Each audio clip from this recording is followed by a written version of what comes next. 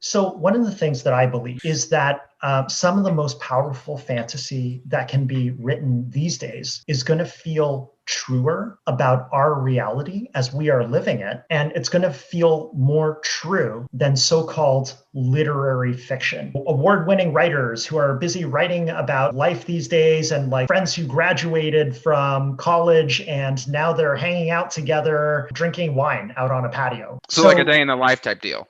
Sure. And it's going to be the stuff that is going to end up on bestseller lists and like winning awards and like all this kind of stuff. And we're going to be encouraged to write this kind of stuff in creative writing programs, let's say, because that's the kind of stuff that, you become a serious writer with and all that kind of stuff, The elite writers. And what comes to mind for me when you say this is, have you read anything by Sir Terry Pratchett? A million years ago. Even though it is fantasy with a capital F, you know how like sometimes real life is stranger than fiction?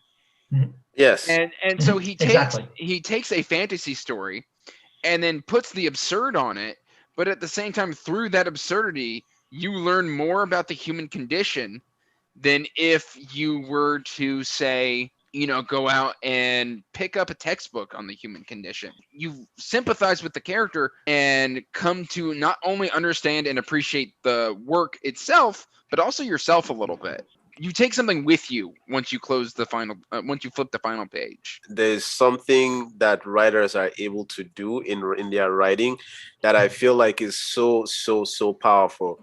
And it's the ability to explore topics that people are aware of and people are conscious of, but they will not speak about because it's a taboo or because they are trying to avoid being socially isolated. But then in a book, you can write about it. Someone can read that book privately and basically become more emotionally informed about the topic. So for instance, find yourself asking your questions, okay, if this was how I felt about this topic and I was in this situation, would I have acted differently? I think there's something really important about that question about would we have acted differently? And the reason why I say that is because, and this has everything to do with like speculative fiction, science fiction, fantasy, as opposed to like literary fiction. It was all too easy, historically speaking, to say like, okay, under what seemed like extreme historical conditions, if you took me and you plunked me down in that moment of history, I would have behaved like totally blah, blah, blah. I would have been a good person. Exactly. But the thing is that we're seeing that kind of thing